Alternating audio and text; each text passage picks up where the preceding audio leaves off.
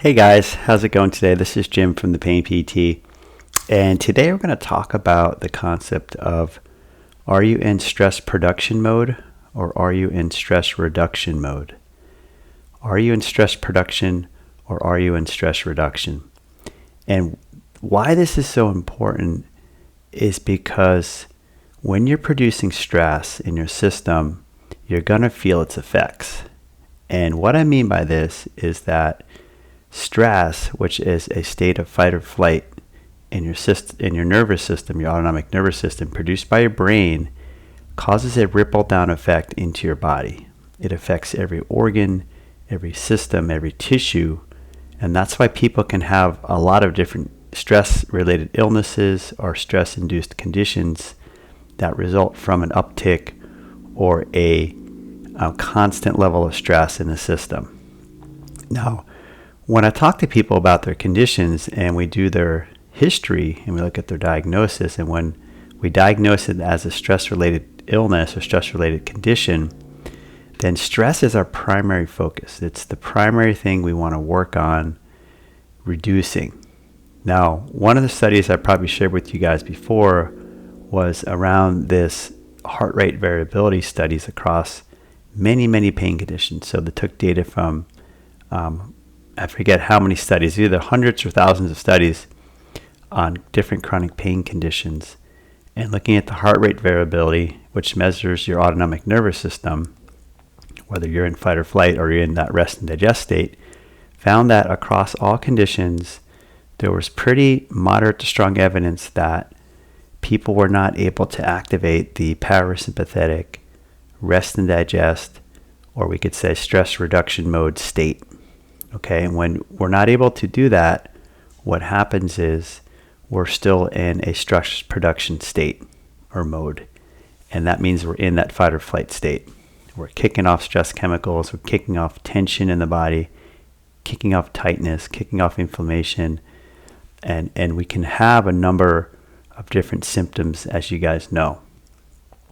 So one of the things you want to determine is, am I in a stress production mode or am I in a stress reduction mode?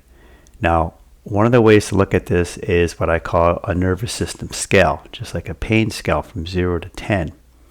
When you're at 0 to 5, you're essentially in a parasympathetic stress reduction mode, the rest and digest state. You're calm, you're relaxed, you're settled, you're peaceful, you feel good, you've got low symptoms in your body feels loose, it feels supple, it doesn't feel tense, tight, or stiff. These are some signs. You have more saliva in your mouth. That's another indicator. These are signs you're in more of that rest and digest parasympathetic state. Okay, now if you go above 5 to 10, over here, now you're in stress production mode. You're in that state of producing stress, which you're going to notice it in a multitude of ways potentially. Inflammation, pain, digestive issues, migraines, bladder issues, pelvic pain, fibromyalgia, IBS. I can go on and on the list. I could be here and talk for about 20 minutes on all the symptoms you can have, but it's coming from a constant source or a common source, which is a elevated nervous system or a stressed state. All right. And in this state, a lot of people are living there in that 5 to 10 range on a daily basis. They don't realize it because that's their default state or default mode. And it's only when they take a break of some sort do they shift down below 5.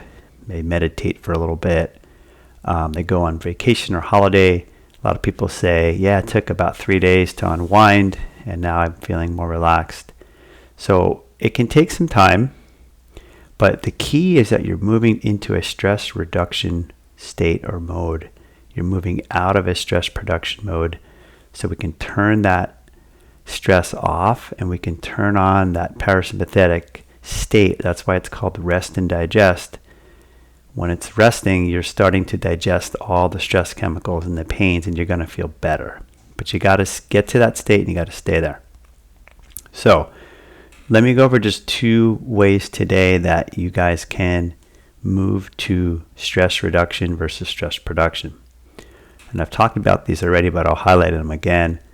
One is noticing, having an indicator, a bellwether, a way, a clue or a cue in your system to notice where you are. Okay, so if your pain or symptoms is elevated, that's a clue that, hey, I'm generating too much stress right now. I need to move towards stress reduction.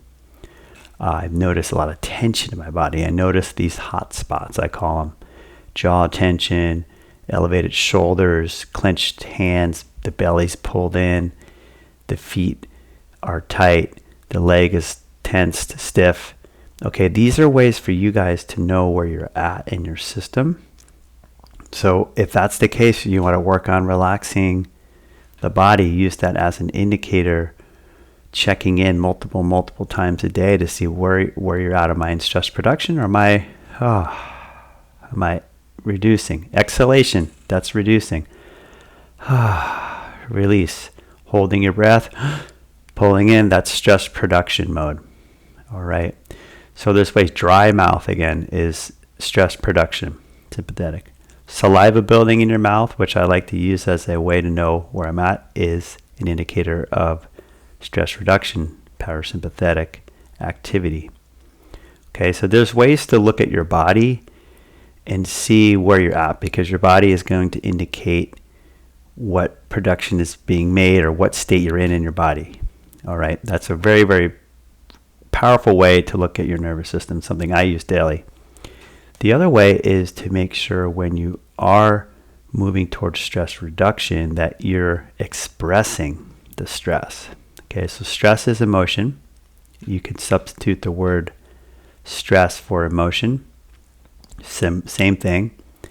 So are you expressing your emotions? Are you getting it off your chest? Are you saying what you feel, how you're feeling about something? Are you talking to other people about that? Are you communicating that? Or are you holding it in? Now, people with these type of conditions typically are the good people, the nice people, the people pleasers. They don't share their feelings. They have a tendency to hold their feelings closer to the vest, so they're not offloading. Okay, so we need to offload stress, offload emotion, either through verbal expression, through communication, through written expression, through getting some therapy or getting some help through coaching like I do, or other people. Having a way to offload your stress so it doesn't stay in your system and continue to create problems. Okay, so journaling is the one way that people offload stress. So we're trying to move towards a state of stress reduction, okay, not stress production. Think of it that way, that if you get out of your mind and all your stories and all the situations and all everything that's happened to you, and you go into the neurophysiological state, and you're just looking at basically two things, because these are the two nervous system states: sympathetic, stress production; parasympathetic, stress reduction. We want to drop one of these and move towards parasympathetic, stress reduction mode. Try to stay and live there. Try to stay and live there. So I mentioned the two ways you can do that on a daily basis. You got to keep checking in with yourself to see where you're at, just like you would check in on a child, just like you would check in on your food that's cooking or something else where you're noticing. You got to check in with yourself. It's super, super important. Otherwise, you're not going to know where you're at. Well, you'll know because you'll have a lot of pain or you have a lot of symptoms, but maybe you're not making this connection. So guys, let's move from stress production to stress reduction mode and see if we can stay there throughout your day. You'll notice the longer you stay there, the better you're going to feel. All right, take care.